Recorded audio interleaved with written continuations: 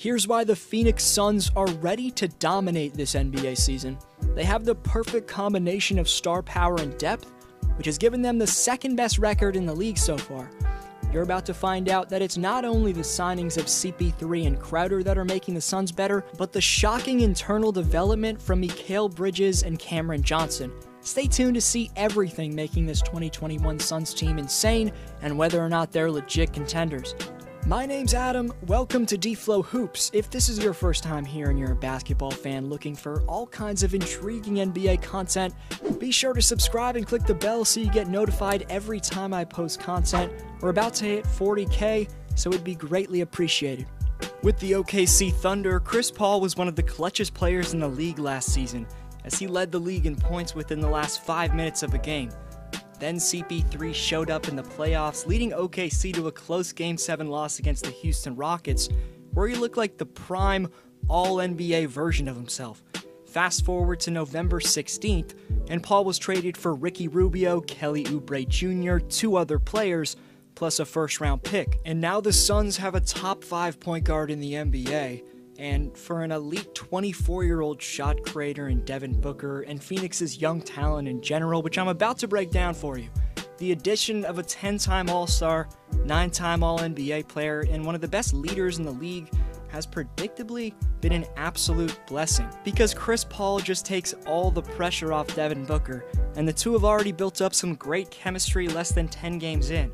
CP3's all-time great, naturally gifted playmaking makes a winning atmosphere sustainable for himself and his teammates.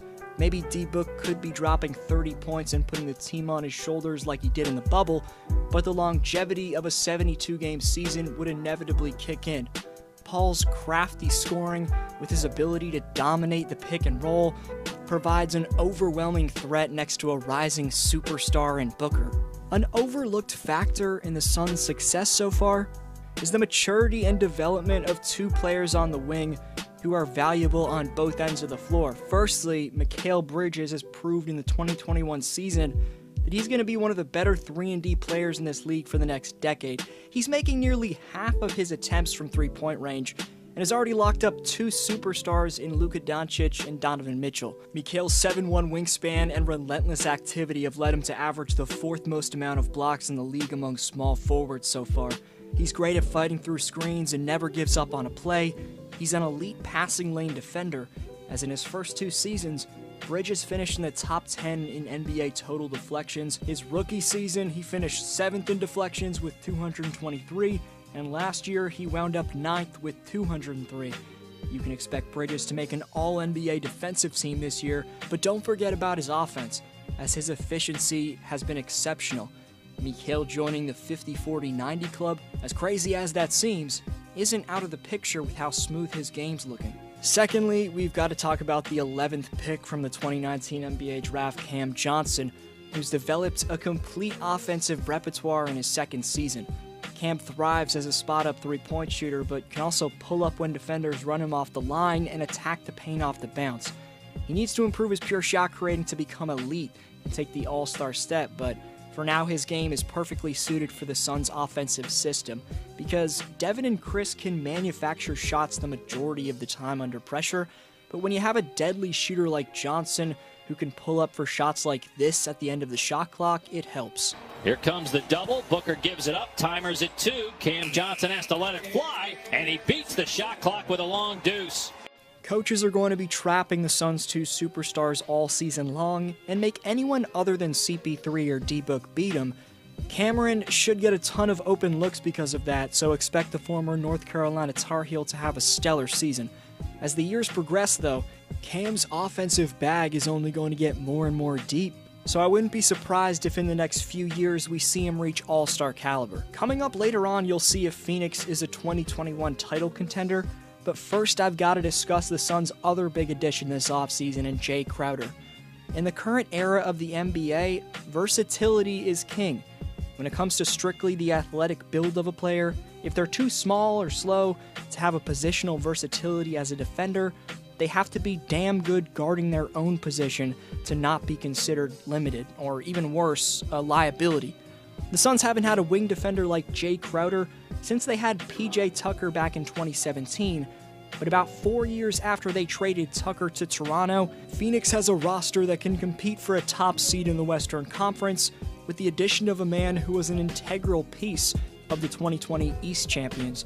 Jay's clamps, both in ISO situations and in the pick and roll, are an extremely valuable piece for any team he plays for. His grown man muscle can get in the way of bigger forwards around the league, and Crowder significantly helps when you're in switch defense and he has to defend a center. That versatility and his size helps out big time on the glass and adds a ton of physicality and toughness for the Suns. Given he had 16 games in 2020's playoffs where he scored in double figures while guarding every team's best player on the other end, Crowder undoubtedly has the resume to bring those positives. At 30 years of age, Jay's in the prime of his basketball career, but he has a ton of experience under his belt. DeAndre Ayton hasn't put up the typical production that you'd expect from the top pick in the draft, and while Phoenix could have had Luka Doncic, Ayton's combination of overwhelming size and polished finishing down low maybe fits even better than Doncic would with the Suns' offense and adds yet another scoring weapon for this dynamic and impressively built Suns team. I love the balance of this Phoenix roster, and it's all topped off by a dominating post threat. After 2018's number 1 pick had a rookie year that saw him put up a very solid 16 points and 10 boards in 71 games, DeAndre faced major turbulence in his sophomore campaign.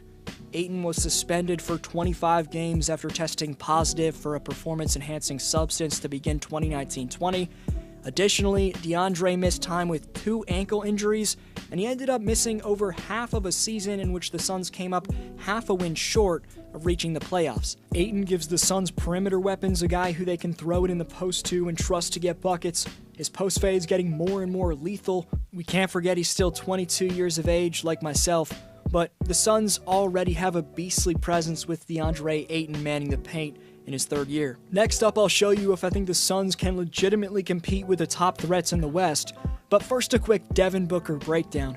Most recently, we saw the Chef drop 62 points, but you can't forget about the most dominant scoring display in recent NBA history, and that's D-Book dropping a 70-piece at the Boston Garden. I know his numbers haven't been like they were in the bubble so far this season, as the 30-point averages in those 8 games have went down to 21 in these games, but Booker's put up over 22 points per game in every year since 2016-17. He's not about putting up empty stats anymore. The man's desperate to win, and the IQ he's going about his business with reflects that.